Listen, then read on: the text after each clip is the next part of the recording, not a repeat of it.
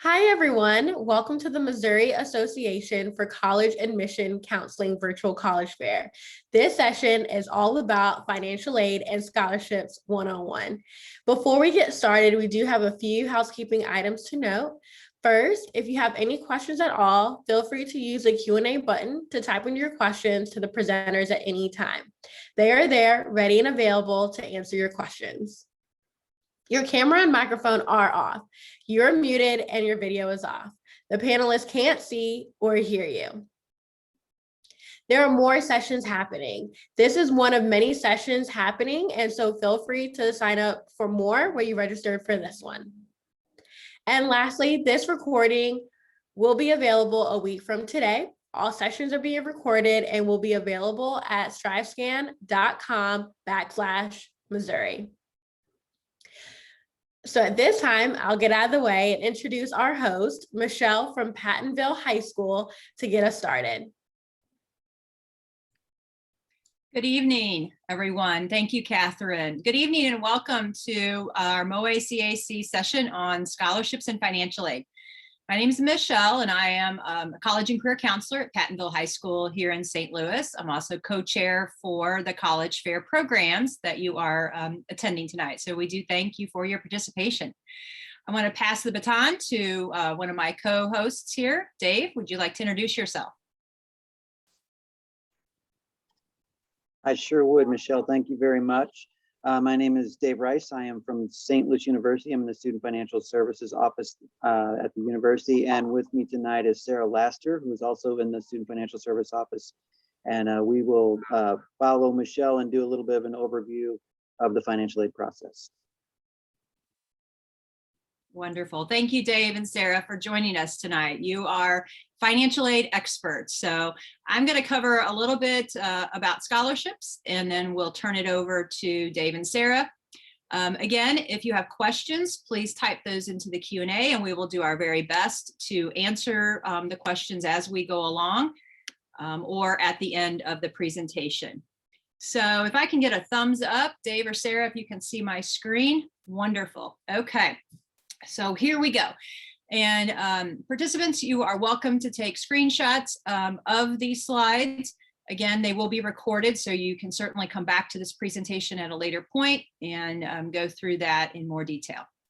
I'm going to be speaking about scholarships, in particular the different types of scholarships and where you might find them, and breaking that down into two main categories: scholarships sponsored by the college and scholarships sponsored by your community. Briefly hit on some of the requirements and then some pro tips and considerations. So college-sponsored scholarships, and I am a high school counselor. I'm also a mother of a current senior. So I am personally and professionally in the throes of scholarship season. Your number one resource, and this is not to pat myself on the back, but the number one resource of scholarship help is your school counselor or counselors. And because many colleges are communicating with us as well as the community. And students oftentimes will spend time, looking for those large scholarships sponsored by Bill Gates or Coca-Cola or something of that nature, or maybe the red-haired left-handed person scholarship. There are a lot of myths around scholarships, and so what I'm here to share with you is the truth to it. Your college is your number one source of scholarship, and so you want to leverage whatever characteristics, whatever skills that you have when you're looking at colleges. And what I mean by that is your GPA and your test scores are your number one tools to leverage. And you're looking for colleges where you're going to be in that top 25% of their applicant pool. That's where the money is, guys. And that's where you want to aim. So wherever your GPA places you, and you're on a college website, you're going to be looking for some type of chart or description of scholarships that will say if you have certain GPA, certain ACT, you will automatically receive this scholarship. There are also competitive scholarships sponsored by colleges, and these are where the really larger sums of money will be found. It can be a full ride or a full tuition scholarship.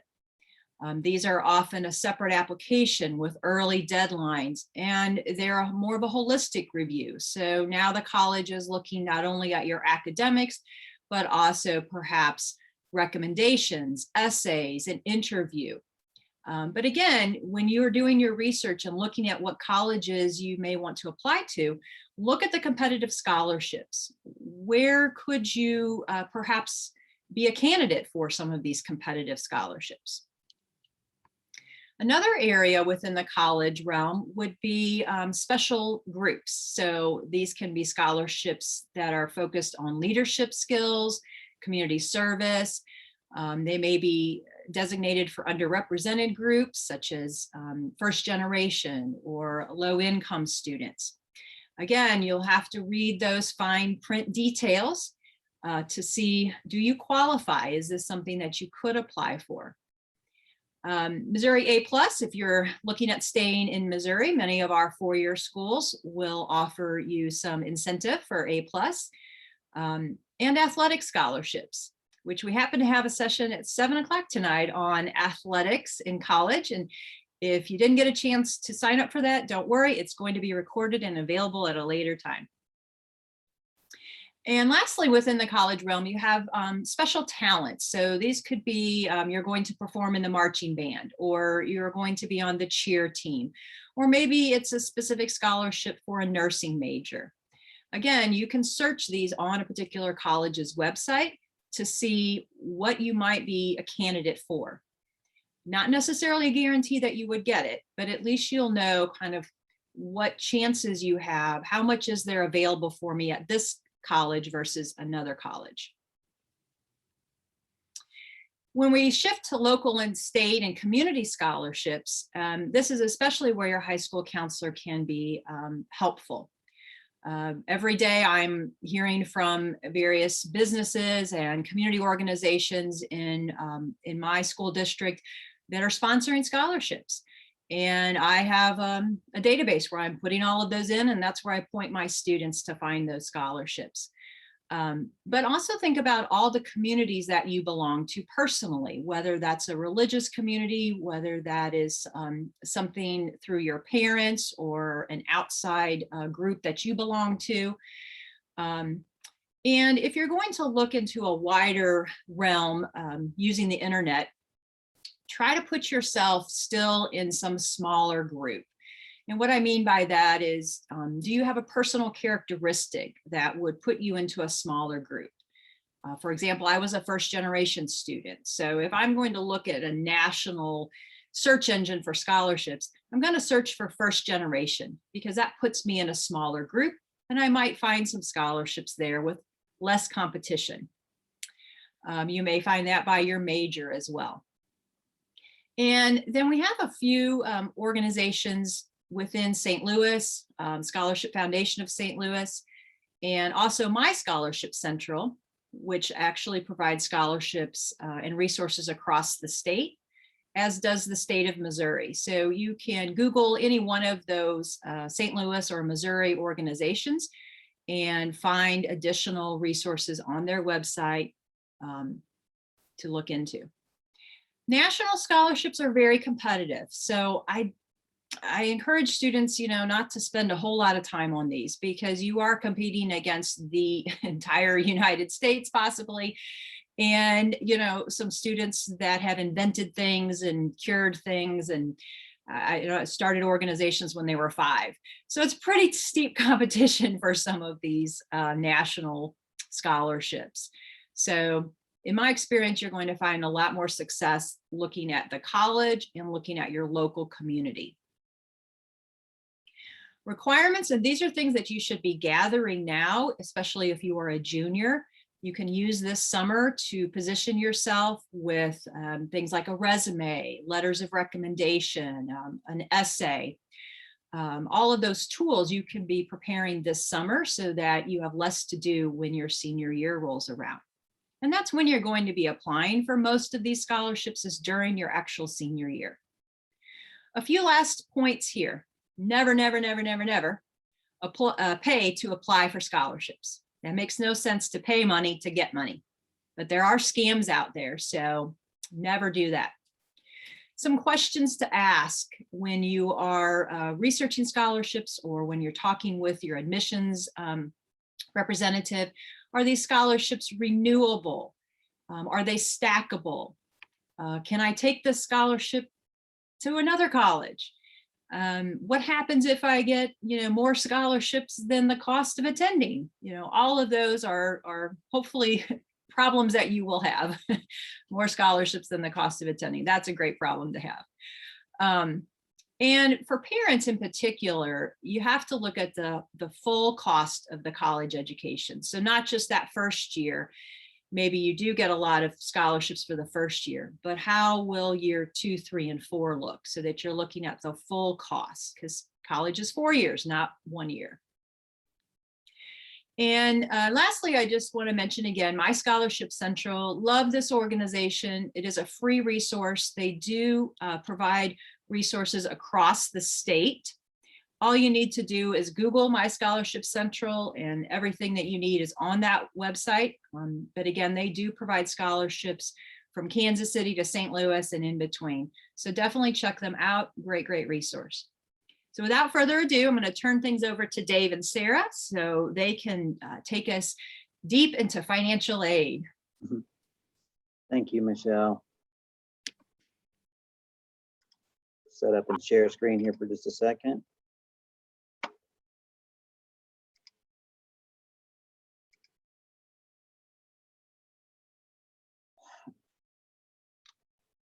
Alrighty, so let's talk just a little bit about what we're going to kind of do tonight, just to kind of give us a sense of where we're going and what we're doing. We'll talk about simple things like what is financial aid, when and how do I apply, a little bit about federal aid, talk about an award letter. When those start rolling in, they can all look alike, but they can be very different. Michelle touched on about talking about how to have a plan to pay for a degree and not just a semester, and what is our financial aid timeline.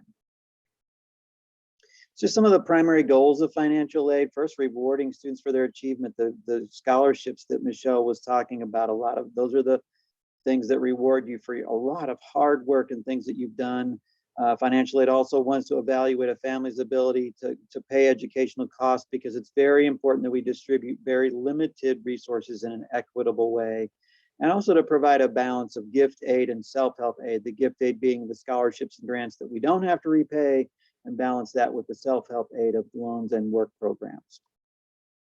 This may be the most important slide that we show all night, of just what is financial aid. When it all gets to moving kind of fast, just remember the simplicity of this slide. It's just these 4 things.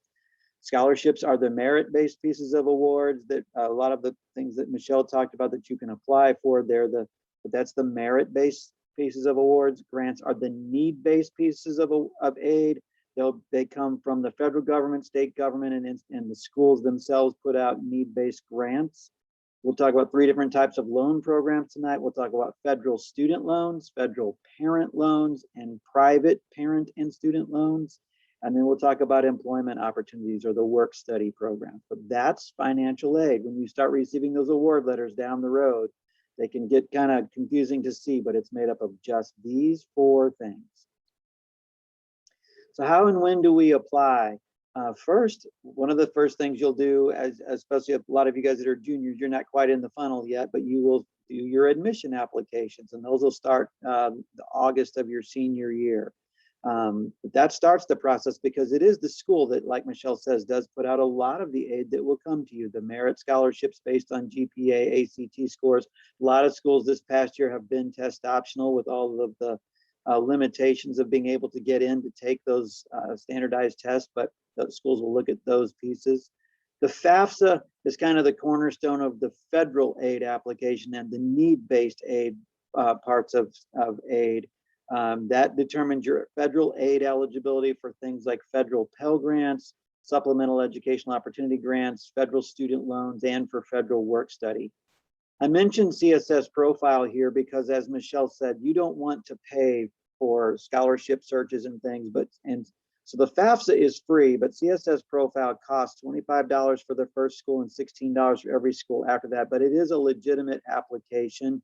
About 400 schools across the country require the CSS Profile. It lets that school take a deeper dive into our personal finances to decide, so they can decide how they want to award their institutional dollars. It doesn't have anything to do with federal dollars or state dollars. It's simply how schools will award their institutional dollars. Schools like St. Louis University do not require that from our domestic students, but we do offer that to our international students because they're not eligible to file a FAFSA. So we allow them to fill out a CSS profile to determine need-based eligibility for our international students. Just a few screen prints from the federal student aid sites, just studentaid.gov is what we're looking at here. Over the past year, they've combined all of their federal aid sites into one site. For those of you that are kind of veterans of this process, there used to be FAFSA.ed.gov and studentloans.ed.gov and NSLDS and all kind of different sites. They've all moved to this site. And so you can go to one site to kind of take care of everything. Now you see things like considering school, in-school information for parents, repayment information up at the top, understanding aid, applying for aid, complete a process, managing your loans. It's a really good comprehensive site. So again, just apply for aid is kind of where it all starts. But I wanted to show you kind of one other screen too, especially for where you guys are now as the juniors and even younger if you are, but all kind of really good aid information out there about how to pay for college. And yes, it's mobile, so you can download it to your phone, and it's the app is My Student Aid, and you can actually do all the FAFSA, everything on your phone. The aid process, the FAFSA process, starts each year in October. So if you're a junior right now, as you think about being a senior next year, it'll start that October of your senior year. And we always encourage families to file as close to October 1st as you can. Used to be that we didn't start filing FAFSAs until January, but we were trying to do that with tax information. We weren't going to file until April. But when they moved the FAFSA filing process back to October 1st, they also moved the tax return that they use for that. So in October, you'll use the tax return you filed the previous April, and it makes it much, much easier to complete the FAFSA. When we think about downloading tax information into a FAFSA, sometimes that's the part that seems scary to families, but now they have a thing called the IRS data retrieval tool. And while you're filling out the FAFSA, you can click a link, it takes you right out to the IRS, and you can download your tax information right into the FAFSA. That sounds hard, but it's actually very simple. You're essentially just authorizing the information flow into the FAFSA. It puts the right information right in all of the right places on the FAFSA. So if you at all possibly can, we encourage you to use that data retrieval tool. Hey, David, quick thing. Yes. There's a dialog box that's popping up. If you don't mind clicking that, it's blocking some of the wording on the slide. It's the orange dialog button. Did that move it off? I moved it off of my screen. Did it move it off? Oh, this one? It did not. If you go to the top where it says display settings. Sorry.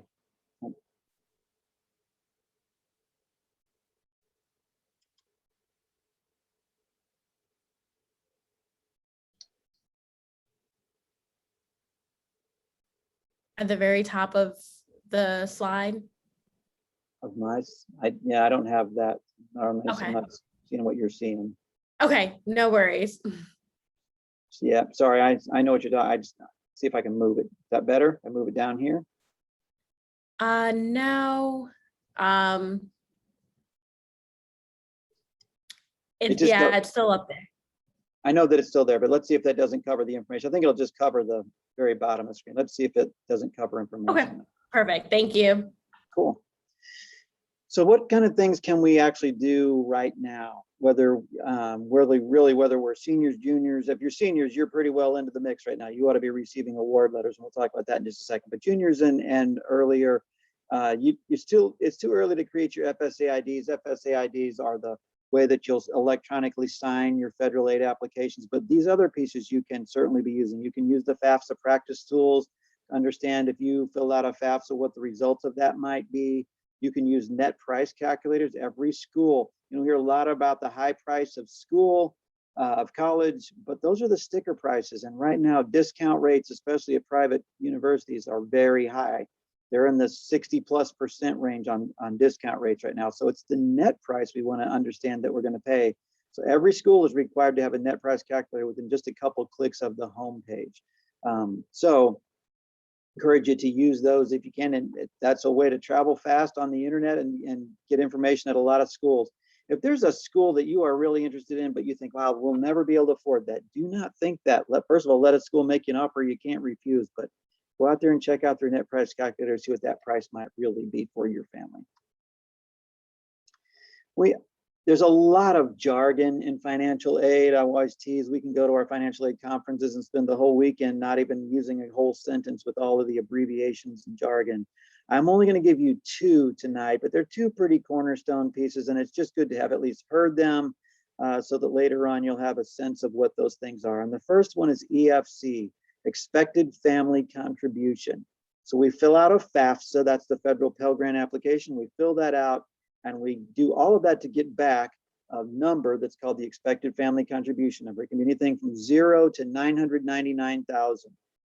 And to give us perspective, federal Pell Grant range is an EFC of about 0 to 5,700. Returns a federal Pell Grant this coming year of a maximum of $6,495 for the year, down to a little under 1,000.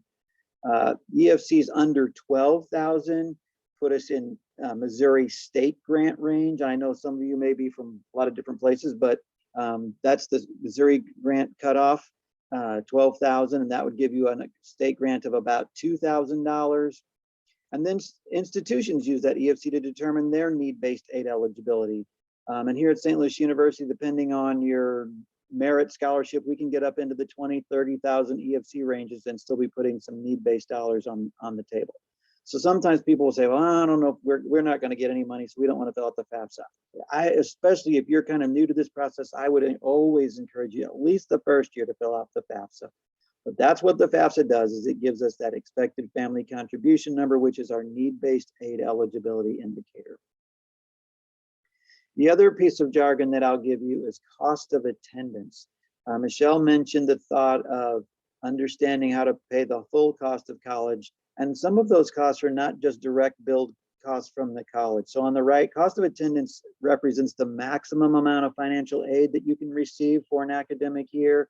And it's made up of some direct costs, things like tuition fees, room and board if you live on campus. But there are some indirect costs that are included too, because you'll need to cover those things in trying to pay for college too. Things like books and supplies. And you might say, well, why are books and supplies not direct billed from schools?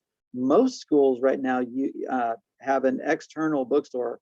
For instance, here at SLU, we use Barnes & Noble as our bookstore. They have a store right here on campus, but it's a separate entity from the school, and that's not unusual for a lot of schools. Transportation, just getting back and forth to school. You may live on campus or you may be driving back and forth, but either way, there's some transportation costs getting back and forth.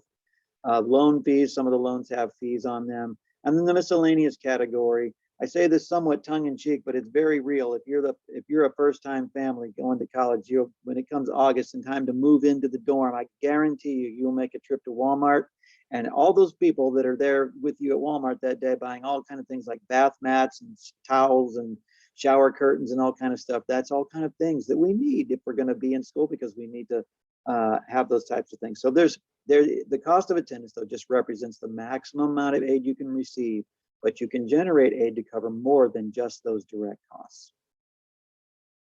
This is kind of a visual of how you hear things about need-based aid, and this just kind of marries that cost of attendance and EFC together. Just don't get lost in these details, but just kind of a good overview of how schools calculate the aid eligibility for need-based aid. So let's imagine that column 1 there is a private four-year university, probably the most expensive schools.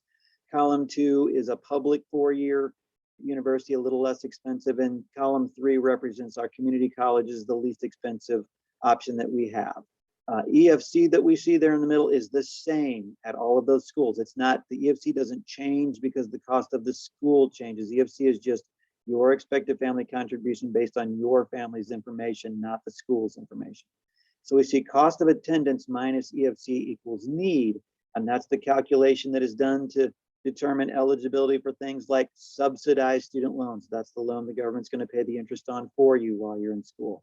Or federal work study, which is a need-based program that allows you to have a job on campus and receive pay through the federal work study program. Or a lot of institutional grants. That's the calculation they use to determine if a student has room and need for those grants. So that's just a calculation to have seen cost of attendance minus EFC equals need. A few different types of federal aid. Pell Grants, we talked about those a little bit ago. Earlier I said it's really important to fill out the FAFSA as close to October 1st as you can, because some things are awarded first come, first serve. Pell Grant is one of those funds that is not awarded first come, first serve. If you fill out a FAFSA and you have an EFC that's in Pell Grant range, and that Pell Grant is portable at any school that you are looking at. And so that's important to know about Pell Grants. But SEOG grants there and federal work study, those are allotment of funds that schools receive from the federal government, and those funds run out very quickly. So they are awarded first come, first serve. But SEOG grants can be as much as $4,000. Work study can vary by institution depending on their budgets and how much they award. At SLU, we award about $3,000 for the year that students can earn as they work. So very important to file the FAFSA early. Let's spend a little bit of time in loan world here. And loans are something for we parents that we really want to help our students avoid, but so many times they're just a necessity as we think of a plan to pay for school. So let's just think through these. We'll talk about federal student loans, federal parent loans, and private loans. So the federal student loans are not a credit qualifying loan, but at each grade level, the government's going to tell us how much we can borrow. So as a first-year student going in, we know that we will be able to borrow up to $5,500 for the year. You see the slide with two columns there. The subsidized column of $3,500. I showed you the calculation a second ago, cost of attendance minus EFC equals need. So that this is an example of a result of that calculation. So as long as there's need that's greater than $3,500, the loan can be subsidized. And the other $2,000 of the $5,500 then would be an unsubsidized loan, meaning that the interest is accruing on it while you're in school. It's not compounding, it's adding up on the side. It will capitalize to your balance when you get ready to go into repayment, but it would be an unsubsidized loan. Loans that are student loans, the repayment is deferred while you're in school. They don't go into repayment until 6 months after you drop below half-time. For undergraduates, full-time is 12 hours, so half-time is 6 hours. So if you drop below 6 hours for more than 6 months, your loans would go into repayment. It's not just graduation that triggers repayment, but dropping below half-time for 6 months. The federal loans do have a federal origination fee. It's a little over 1%. It changes each year based on the 90-day T-bill rates. And then this year, the interest rate on these loans were a historic low of 2.75%. That's the fixed rate on the loans the students borrowed this year for the life of that loan. The government sets a new rate for the loans for the next year that they set that in June, effective July. But that's the federal student loan program. And it used to be, I could just tell you you'd be eligible for $5,500 as an incoming freshman, but now students are taking a lot of college credit in high school. So really that grade level loan eligibility is based on 0 to 29 credit hours. But if you have more than 29 credit hours that you take into college, grade level 2 eligibility would be $6,500. You see that the eligibility changes in increments of every 30 credit hours. So $5,500 for grade level 1, $6,500 for grade level 2, $7,500 grade level 3, and $7,500 for grade level 4. For independent students, you see the additional amounts that they are eligible for there. But for most of you all looking to be regular dependent students going into college, those are the amounts you'll be eligible for. The other two loans that I mentioned are federal parent loans and private. I used to say private student loans, but actually parents can borrow from these private loan programs too. The difference here now is that these are credit qualifying loans, but now we can borrow up to cost of attendance. So we can cover not just those direct costs, but we can cover the other pieces of the cost of attendance components that I showed you, those books and supplies, off-campus housing if we're living off campus. This past year, the federal parent loan had a fixed rate of 5.3% with a federal origination fee of 4.236%. The private loans typically are a variable interest rate and typically do not have origination fees. Private student loans are credit qualifying, and when students are applying for those loans, they will need a parent cosigner. Officially, the lenders can't tell you that that's required, but you won't qualify without a cosigner. So it doesn't have to be a parent, but you will need a creditworthy cosigner if you're a student trying to borrow a private student loan. So both of those loan programs we can borrow up to cost of attendance. Parent loans vary from student loans also in that they are not automatically, repayment is not automatically deferred while students are in school. They can be, it's as simple as checking a box on the application that you want them to be. But if you don't check that box, they'll go into repayment 60 days after they're fully dispersed. So half will come in August for the fall semester, half in January for the spring semester, and repayment would start in March, February, end of February, beginning of March. I always think if we're going to talk about some loans, and we've talked about how do we pay for a degree, I think it's important to have some sense of what those loans are like in repayment. So for the federal student loans, like I said, they were kind of a historically low rate of 2.75 this year, but for all of the loans we just talked about have standard repayment terms of 10 years. You can pay them off earlier than that if you want by paying extra. But for a standard 10-year repayment term, for every $10,000 you borrow as a student, it would be about $95 a month. For every $10,000 a parent borrows at 5.3%, it would be about $108 a month. And if we think of the private loans, their variable rates, I've been using a 10% rate. Interest rates are really low right now, so you might find some that are less, but that's been a pretty accurate rate for those loans for a long time. So that would be about $132 a month. And that comes into play if you're sitting in an admissions office somewhere sometime and somebody begins to give you some numbers and you begin to understand there's going to be a balance left over and we might have to borrow for it. This will give you a sense of what that loan payment might be. Award letters. So for you, if there are seniors in the mix tonight, you're already way into this mix and you're receiving award letters and trying to sift through them. And for the juniors and younger ones, that time will get here quick for you as well. But just a few things to note about award letters. They are not all created equal. So let's imagine you've gone to the mailbox and you've just received 2 award letters, one from school A, one from school B, and from school A, they have offered you $60,000 on this award letter, and you're pretty excited about that. But school B has really only offered you $30,000. So obviously we're going to go to school A. But as we take a little bit of a closer look, we notice that of the $60,000 that school A has offered us, $45,000 of that is a credit qualifying parent loan. It's not that we won't qualify for it, but it's not grants and scholarships, if you know what I mean. So as we look a little closer at school B, we notice that of the $30,000, $25,000 of that is grants and scholarships, and $5,000 is a student loan. So actually, school B has given us the better award letter. Now, those award letters should be broken down very clearly so that things like grants and scholarships are separated from things like loans or work study programs. But when you start receiving those, that's the first slide we looked at is very important. What is financial aid? Grants, scholarships, things we don't have to repay, loans, work study. Loans we have to repay, work study we have to earn. So let that award letter slow down a little bit for you because it can get to moving kind of fast. All right, let's kind of slow this thing down. We'll bring it down to the last couple slides here and then we'll start taking questions. No matter the cost of the school, no matter how much aid you have or don't have, the process is going to work like this. There's going to be cost, tuition fees, on-campus housing, maybe parking, health insurance, some things like that. And then we're going to subtract the aid from that. So school merit aid, school need-based aid, federal and state need-based aid, probably our federal loans. We'll be hoping we have some of those outside scholarships that Michelle talked about. So cost minus aid. If the balance is 0, we're good to go. We don't have a lot of other decisions to make.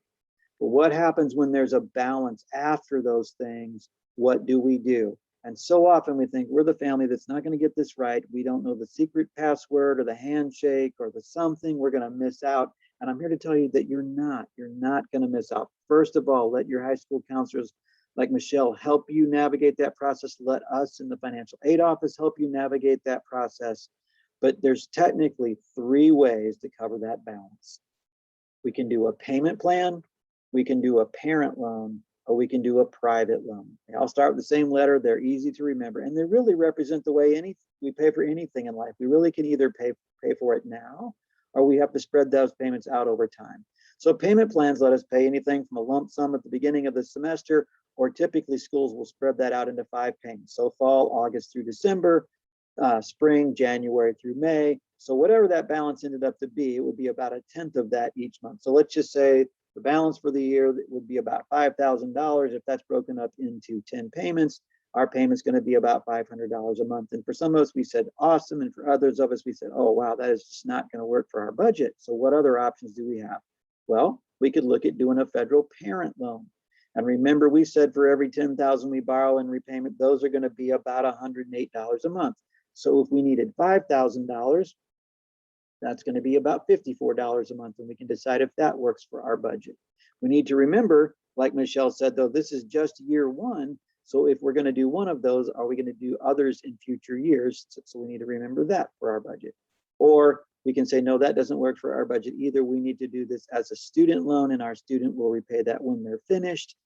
So if they need to borrow $5,000, remember that it's about $132 a month for $10,000 they borrow. So that would be about $61 a month. So again, just some general things to think about as you think about how do we cover that balance.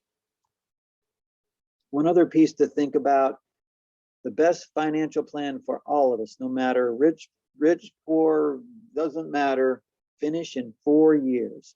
So most degree programs are 120 credit hours.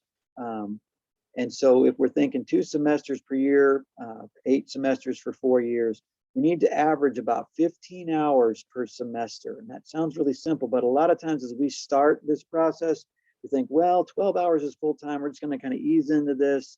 So we'll take 12 hours. If you take 12 hours twice, you bought a 5th year. And you might say, well, no, we'll make that up in the summer. Well, summer's not free. And if you don't live in that town, you're paying for housing over the summer too. And you're not able to go home and work over the summer, a lot of things. So you want to average 15 credit hours. You can still ease into your program, take 12 homework hour classes and take a PE class that you're going to need somewhere down the road. It's free now, but it'll be costly down the road because most of those scholarships are going to say they're renewable for 4 years. That 5th year gets really, really expensive. So again, just thinking about taking 15 credit hours per semester. Quick timeline. When you're a senior, August to December, you're doing your admission applications and college visits. I know that's a dream thing right now. I wish we could do college visits, and hopefully you can do some. By October, you want to create your FSC ID so you can sign your federal applications, and you want to start completing your FAFSA. November through March, you'll start receiving your award letters. By May 1st, that's kind of the national cutoff to get your admission deposit back from school. So if you've paid a few of those, you'll want to kind of make your choice and hone in on one school and get your deposits back from the others. May through August, that time goes fast leading up to the beginning of school. June is a big month for orientations where you can kind of go. That's usually when you'll register for your classes. A lot of times you can meet your roommates and do a lot of sessions getting you kind of adjusted to college and kind of understanding what to think about and what's coming next. That is a lot of information really, really fast. Leave this contact information up there just for a second and I'll take it down and we will be happy to answer questions. I'm sure you've been sending some in the chat and Sarah's been keeping up with those so she can start sharing some of those with us.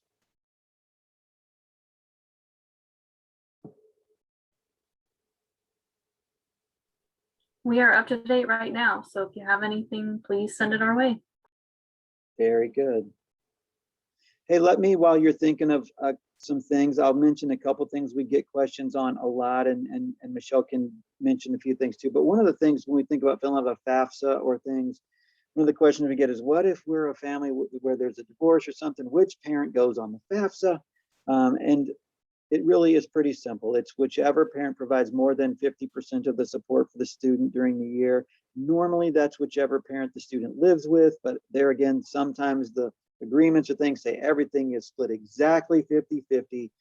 Sometimes the tiebreaker can be who provides health insurance, but if everything is just 50-50, at the end of the day, you just have to decide, okay? But normally it's whoever provides more than 50%, and usually that's whoever the student lives with. So that's just one of the questions we get a lot. Michelle, any general things that you guys get a lot? I'm going to stop sharing so you can see better. I was just going to mention, in case folks didn't see, I popped this in the chat. The Google slides for my portion for the scholarships, I put that in the chat, so you're welcome to refer back to that. And our presentation today is being recorded. It will be posted in about a week on the same website where you registered, which is strivescan.com/Missouri. Also want to put a note out there that we have tomorrow night and Thursday night is our actual college fair format. And that's when you will, within a 45-minute session, hear from 6 colleges. So it's a great way to sort of sample several colleges before you might dive deeper into a virtual presentation or even head out on the road for an on-ground campus visit. So we are still accepting registrations for the next 2 evenings. So we invite you to come along on those virtual journeys, I guess, all across the US, and we even have some international schools there. Looks like we maybe have a question. Okay, this looks like it's for you guys. Tuition benefits from employers, how are those handled? What questions to ask? The tuition benefits from your employers, just start letting, as you'll begin working with your admissions counselors first at most schools as you work through the start the financial aid process. Just let them know about those things. Many times it will really vary from employer to employer. They may need a bill from the school or something official, and we are always happy to provide whatever your employer needs. Some employer, they pay at different times.